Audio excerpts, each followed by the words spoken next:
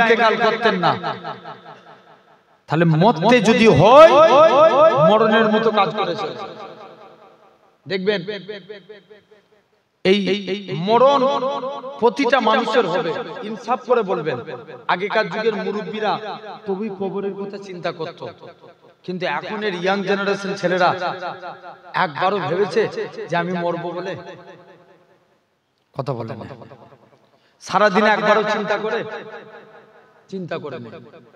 ও দেখো ওখানে তোরা একবার এখানে বসে দেখ, ইনশাআল্লাহ এই জায়গার প্রেমে পড়বে। আর দূরে থাকলে মহব্বত পালাবে, জীবনে ওরা বসবে না।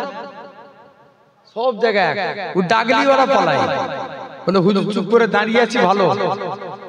ও বুট খুলবে না পা থেকে, নিয়ত করে নিয়ে বেরিয়েছে। জেনে রেখে দেন ভাইরা, আব্বারা, তরুণেরা, তথাপিও জানেন। তাহলে আসেন, এই মরণ থেকে কেউ রেহাই পাবো? কেউ পাবো না, কিন্তু আমরা চেষ্টা করলে আযাব থেকে বাঁচতে পারবো। কি থেকে চেষ্টা করলে পারবে না?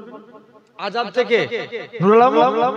নূর আলম বলো, চেষ্টা করলে আযাব থেকে বাঁচতে পারবো, কিন্তু মরণ থেকে কেউ বাঁচতে পারবে না।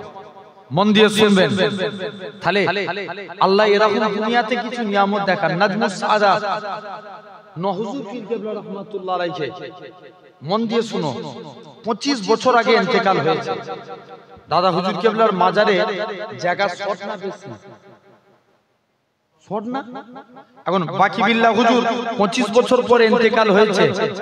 নহুজুর কেবলার কবরের দিকে একটু কবর খুঁড়তে যে নহুজুর কেবলার কবরের দিকে চেপে গেছে। 25 বছর আগে নহুজুর কেবলা ইন্তেকাল করেছে, লাশ তো দূরের কথা, 25 বছর পরে কাফন পর্যন্ত টাটকা আছে। জোরে বলে